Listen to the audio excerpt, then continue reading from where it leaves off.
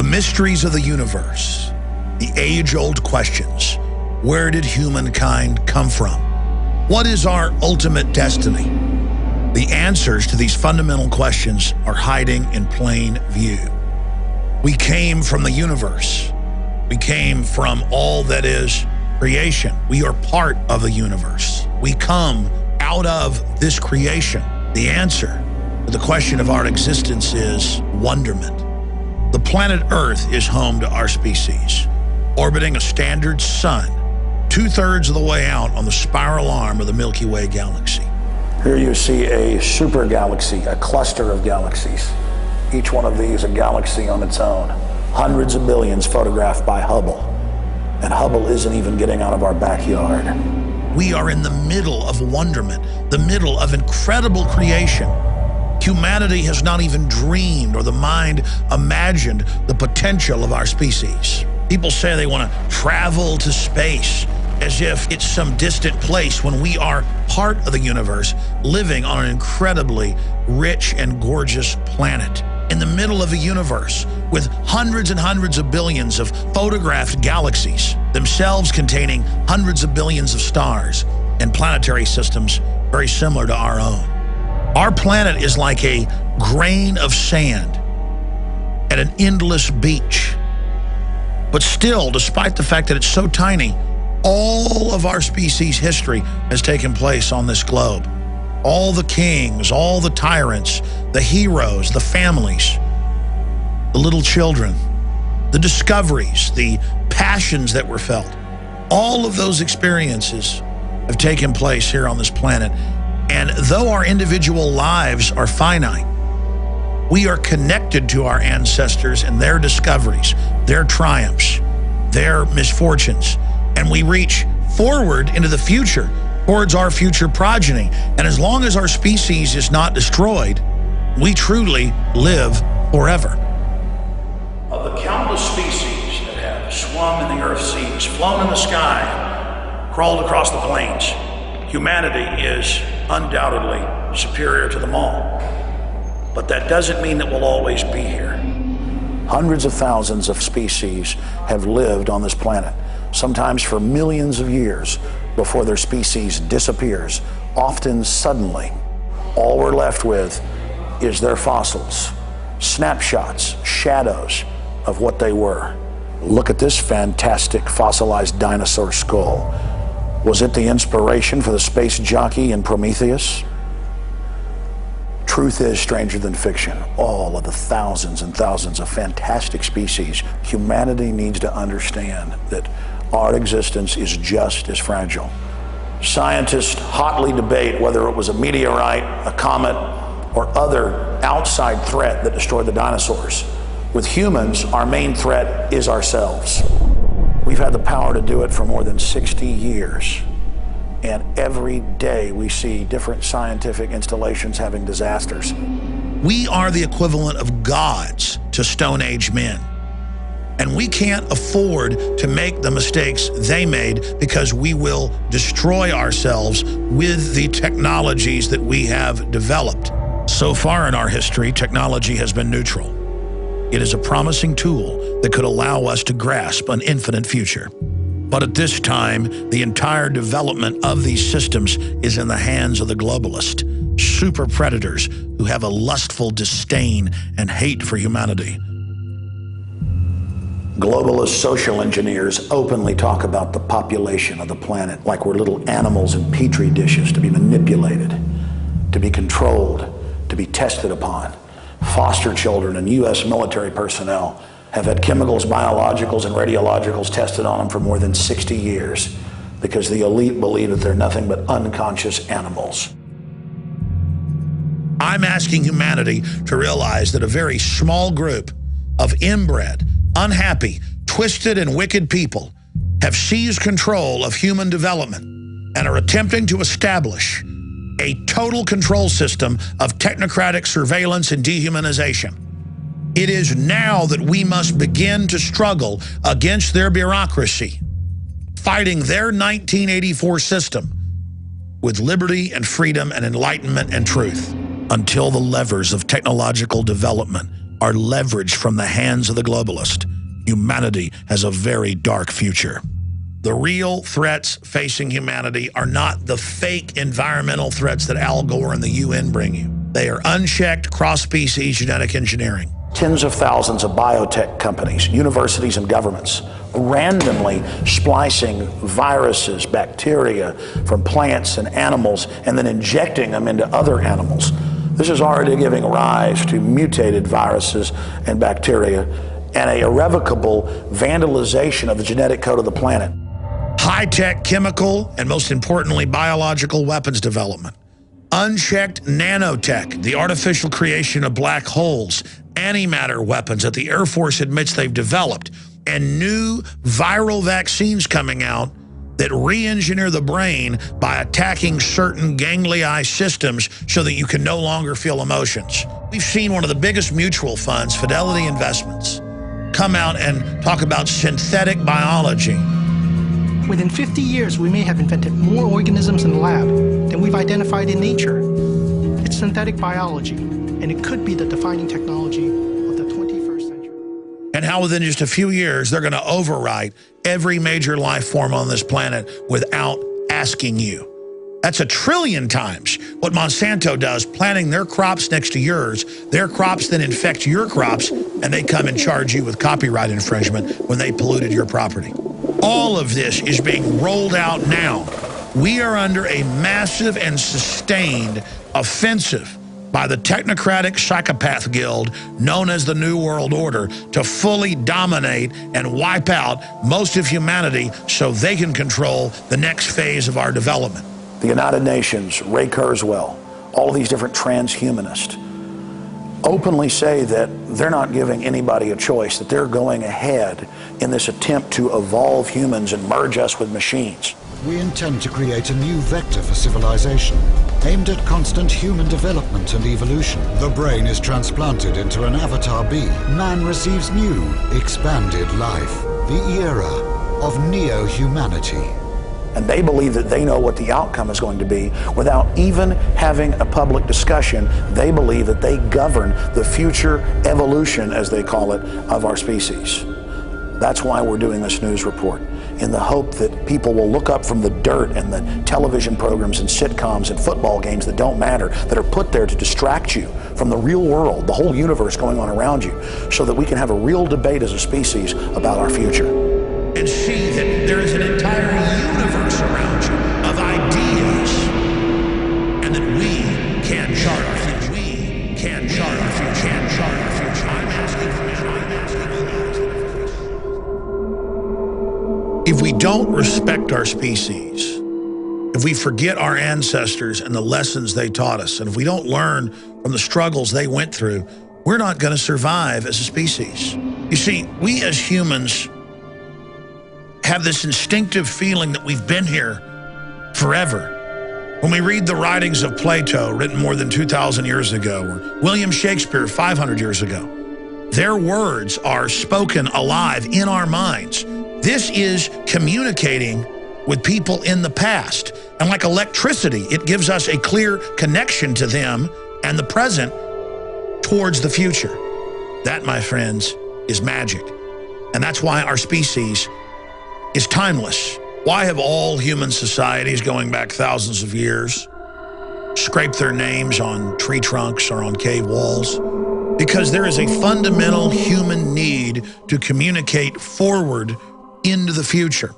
It's ingrained in us to teach those that come after us the experiences we had so that they don't relive the mistakes that we made, and so they will learn from the good things that we discovered. We communally share in the knowledge that our species has developed. This is what's different about mankind versus all the hundreds of thousands of species that have come and gone on this planet in its ancient history. We are able to change our environment. We are able to grasp that we're finite, and we are able to construct systems and languages and sciences of mathematics, just as we can decipher the hieroglyphs in Egyptian caves and know what they were thinking 4,000 years ago. We can go back 500 years ago to William Shakespeare. In Shakespeare's Hamlet, they are burying someone and accidentally dig into the grave of a man who had taken care of Hamlet when he was a child. And Hamlet, in awe, looks at the brow ridges and the face of the skull that was his childhood babysitter and says, I laughed at your jokes. You carried me on your shoulders 1,000 times, and now look at you. You're nothing but a skull. How could it be? You were there full of life and everything, and you're gone. You're gone forever. But he's not really gone forever, because just as William Shakespeare's words continue on, your knowledge, discoveries you make are passed on. That's what's so amazing about humanity. We can argue all day if there's life after death. But I know one thing, we're alive and sentient right now. And ideas that we develop, art that we create, lives on forever. And even if you don't believe in God, look at the beauty and the majesty of the universe. The universe doesn't make junk. And so don't ever think you're garbage. Don't ever let the system make you feel insecure and hollow inside, hoping that you never advance in your hierarchy of needs. They want to keep you stunted while they live and we sleep. While they are conscious, while we are in a dream state. The planet's social engineers openly talk about us as animals, and they see the society they've constructed as an artificial habitat meant to keep us from ever discovering the wider, real world. It's time to really get outside the box.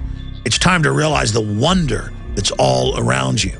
If we go back to the Greek philosopher more than 2,000 years ago, Plato, he wrote an allegory or an analogy of people chained inside a cave. Their only reality is images dancing on a wall, a puppet show in front of a fire. And one of them is able to break out and go up to the surface and sees deer and the sun and the moon and the whole world and tries to come back and warn people. And they say, hey, shut up.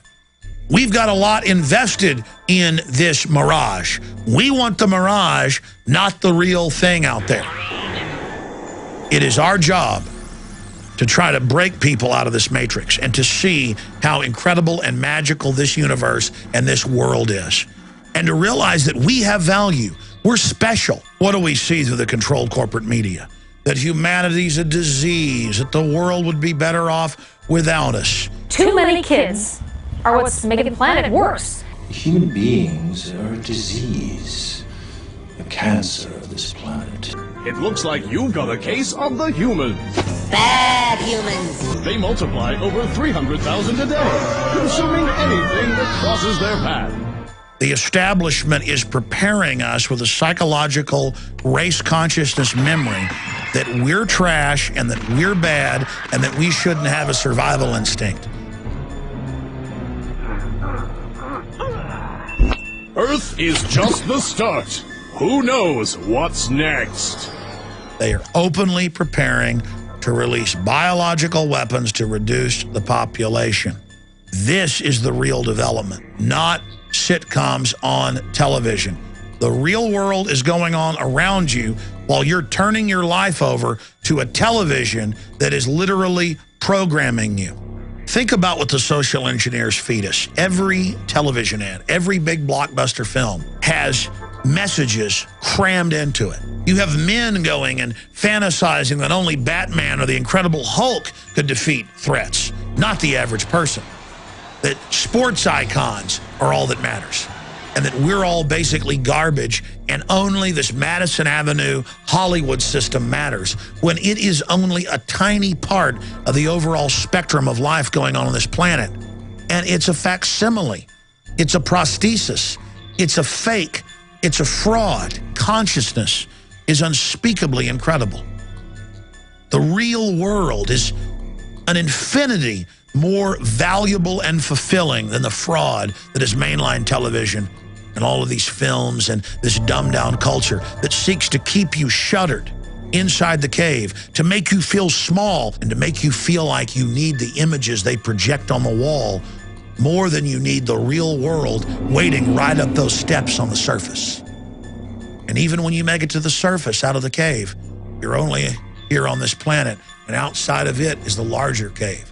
and still more. You must leave one box and then leave another and still leave another. This is the human experience. This is the electric magic and the wonderment of consciousness and being awake. The doors to the universe and to things we can't even imagine are standing open to us. Don't let their false paradigms and false roadmaps be injected like viruses into your mind. The dreams of your ancestors, the dreams of the universe, the dreams of everything wholesome and good flows like living water out of the space-time continuum. Beauty is all around us. The wind in the trees in the summer, the sunrise, moonset, the ocean, seagulls. When you were a child spraying a water hose up into the sky and looking at the droplets like they were jewels in the air. Your children, your grandmother, your grandfather, feeling that first gust of autumn wind on your cheeks, looking up and seeing the stars at night. Everything is a miracle. The fact that you can recognize beauty, the fact that you know when something is wholesome and good, shows that you recognize what is beautiful and wholesome in the universe. You resonate with the good. You recoil from the bad. And because the bad seizes control of the power structures so that it can unnaturally thrive and operate, you pull back saying, ooh, I don't want to go there. I don't want to resist them. But by doing that, you turn the world and the universe over to evil. We cannot allow the planet Earth to become a beachhead of the satanic forces that have bred here. For every action, there's an equal and opposite reaction. And there is incredible beauty and creation and power and mission and destiny on this planet. This is an amazing place. And that's why the forces of evil are here as well. And we are in a struggle, not just for this planet, but in the universe around us. Think how far humanity has come in the last 6,000 years. Think of where we could go. As the Bible says, the ear has not heard, the eye has not seen what is in store for us. We are at the jump point for our civilization, for our species. Everything we do now will govern the future of human development forever. Humanity is only in an embryonic phase now. If we're able to continue our development, we are made in the image of the creator of the universe. We are creators. We are powerful. But now we've got to face the predators of our own species and the computers we've created in the final battle to decide if humanity will move to the next level, a Type 1 civilization. And what is a Type 1 civilization? A Type 1 civilization can survive even if its home world is destroyed. That should be the prime goal of Homo sapiens sapien. What do you think your ancestors, if they could look into our dimension and our time today, would want? They would want us to survive and thrive and move into the future. That's all past generations wanted, was for their children and progeny and their clan to live. That's the basic human imperative. And to do that, you've got to develop technologies, you've got to be passionate, you've got to be truthful, you've got to build, you've got to be strong. That is the launch pad for the next level of human development. So that's the question. Will we become extinct like so many other species? We can go to space, we can create computers, we can theorize quantum mechanics. Picasso, Beethoven, can we take control of our destiny? Can we have a species-wide debate about our system?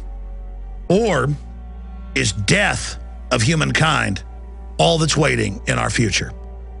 That decision, to a great extent, depends on you. So the ball is in your court.